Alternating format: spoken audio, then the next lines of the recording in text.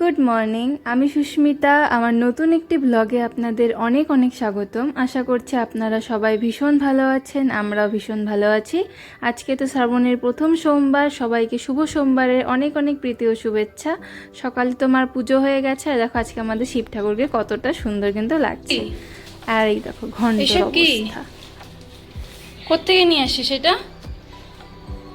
হ্যাঁ, কিরে? বাহ, দুষ্টমি ভালোই চলতেছে তোমার, না?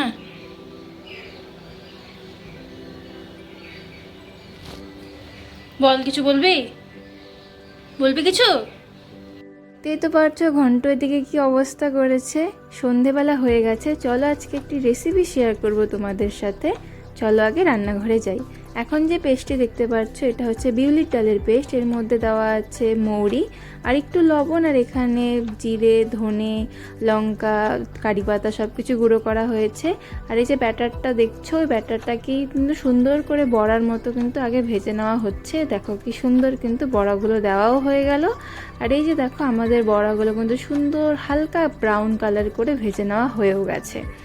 আর এই যে এখন হচ্ছে এটা কারি পাতা ভাজা, তেল দিয়ে ভেজে নেওয়া হয়েছে। বাটিতে প্রথমে নিয়ে নেওয়া হলো ঠান্ডা ফ্রিজের জল, তারপরে দেওয়া হলো লবণ, চিনি আর ওই যে ভাজা গুঁড়োটা। আর এরপরে যে কারি পাতাগুলো ভেজে রাখা হয়েছিল সেগুলো একটু জলের মধ্যে দিয়ে দেওয়া হলো। সব কিছু সুন্দর করে কিন্তু মেশানো হলো। এরপরে যে বড়াগুলো ভাজা হয়েছিল সেগুলো জলের মধ্যে দিয়ে দেওয়া হলো। আর এরপরে একটা প্লেট দিয়ে কিন্তু ঢেকে রাখা হলো, যাতে বড়াগুলো জলগুলোকে ভালোভাবে টেনে নিয়ে ফুলে যায়। এরপর একটা বাটির মধ্যে টক দই নিয়ে তার মধ্যে স্বাদ মতো চিনি দিয়ে এটা কিন্তু সুন্দর করে ফেটাতে হবে। যে যার মতো তোমরা চিনি খেতে ভালোবাসো নেবে, খুব একটা চিনি ভালো লাগে না তাই আমি অতটা নেইনি। এরপরে দই বড়াটা যে সাজানোর পালা, তো তোমাদের বলাই হয়নি, আজকে রেসিপি হচ্ছে দই বড়া। তো যে বড়াগুলো ভেজানো ছিল সুন্দর করে তুলে নিলাম, আর এরপরে যে দইটা ফেটিয়ে রেখেছিলাম দিয়ে দিলাম, আর এরপরে যে ভাজা গুঁড়োটা করে রেখেছিলাম সেটা কিন্তু দিয়ে দিচ্ছি। এরপরে দিয়ে দেব এখানে চাট মশলা, এটা সানরাইজের চাট মশলা। আর এরপরে নিয়েছিলাম গোলমরিচের গুঁড়ো, এটাও কিন্তু দিয়ে দিলাম। আর এরপরে কিন্তু দিয়ে দিয়েছিলাম একটা নর্মাল একটা তেঁতুলের চাটনি বানানো হয়েছিল, এটাও দিয়ে দিলাম। আর এরপরে ঝুরি ভাজা যে ছিল, এটা হলদিরামের ঝুরি ভাজা, দিলে দেখতে ভালো লাগে, খেতেও ভালো লাগে। এরপরে দিলাম বিট লবণ, আর এই যে ভাজা যে তারপর কারি পাতাটা ছিল তারপরে কিন্তু দিয়ে সাজিয়ে নিলাম। দেখতে কিন্তু বেশ ভালো লাগছে। দই বড়া, আর এখানে খাচ্ছে হচ্ছে সোনামা দই বড়া। আর এই যে আমাদের প্রিপারেশন, এখন আমরা সবাই মিলে খাবো। আমিও নিয়ে নিলাম দই বড়া। দেখতেও যতটা সুন্দর হয়েছে খেতেও কিন্তু ততটা ভালো হয়েছে। তোমরাও বানিয়ে খেয়ে দই বড়া, ভীষণ ভালো লাগবে। হ্যালো এভরিওয়ান, আজকে হচ্ছে পরদিনের সকাল। ঘুম থেকে উঠে গেছি আর এখন রান্নাঘরে এসে খাচ্ছিলাম আর কি জল। চলো দিনটি শুরু করি। প্রথমে তো অনেকক্ষণই বসে বসে থাকলাম, এখন রান্নাঘরে রান্নাবাড়ি করার পালা। প্রথমে বসিয়ে দিলাম ভাত। আর আগের দিন আমাদের বাড়িতে এত রান্না ঠান্না হয়েছিল যে সেগুলোই আজকে খাওয়া হচ্ছে, কারণ নতুন করে রান্নাবাড়ি করলে আর বেশি বেশি হয়ে যাবে। আর রান্নাগুলো যেহেতু নিরামিষ, মানে আমরা তো শ্রাবণ মাসে নিরামিষই খাচ্ছি, তাই এসবই খাচ্ছি। প্রথমে দেখলে ডাল, এখন এই সবজি ছিল, এই সবজিটাকেও কিন্তু ভালো করে আবার একটু নাড়াচাড়া করে নিচ্ছি যাতে নষ্ট না হয়ে যায়।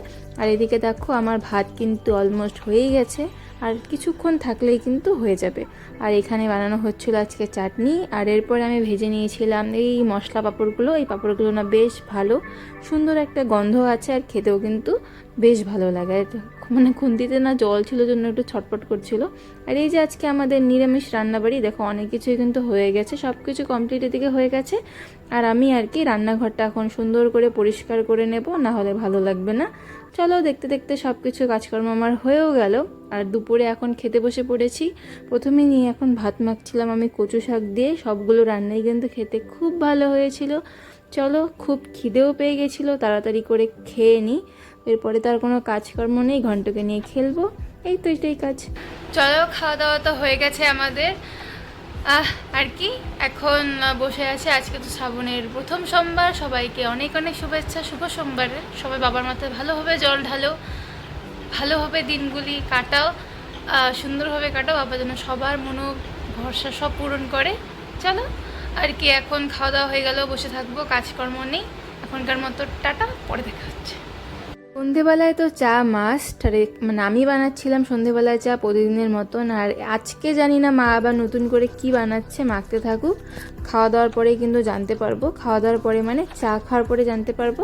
এই যে আমি নিয়েছি চা, আর আজকে সাথে আছে নিমকি। এটা প্রথমে তো বুঝতে পারছিলাম না কি বানাচ্ছে, তারপরে দেখলাম এটা ছানার জিলিপি বানাচ্ছে। হুটহাট মার কি মন চেয়েছে, ঘরে ছানা ছিল, আর দেখতে কিন্তু বেশ ভালোই লাগছে এখনও পর্যন্ত। এই যে জিলিপিগুলো বানালো এগুলো তো ভাজা হয়ে গেল, এখন মা বানাচ্ছে শিরাটা যেটার মধ্যে চোবাবে।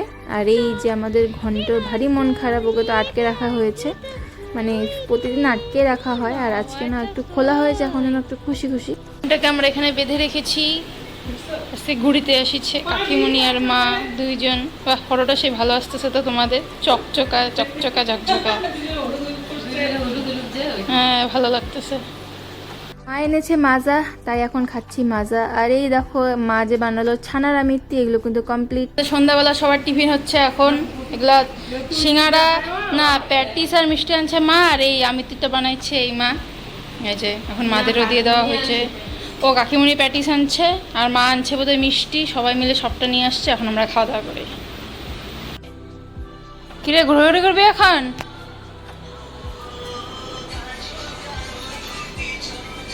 হ্যাঁ, হ্যালো, মাই দেবো মাই দেবো। এই দেখো, দেখছো দেখছো, এই দেখো দেখো দেখো। ঘন্ট কিন্তু চান্স পেলে এরকম আমার গায়ের উপর উঠে শয়তানি করে, দেখো মানে কি যে ও মজা পায় কে জানে। এরকম ঝাপ ঝাপ দিয়ে গায়ের মধ্যে উঠবে, এরকম খেলা খেলা করবে, এটাই ওর খেলা। তুহিনের সাথে তো খেলে, তুহিনকে যেহেতু এখন পাচ্ছে না, আমাকেই ও পেয়েছে, এখন আমার সাথেই শয়তানিগুলো চালিয়ে যাচ্ছে। চালাতে থাকুক। আজকের মতো ব্লগটি এতটুকুই, দেখাবে অন্য ব্লগে। সবাই ভালো থাকো, tata, bye bye, good night.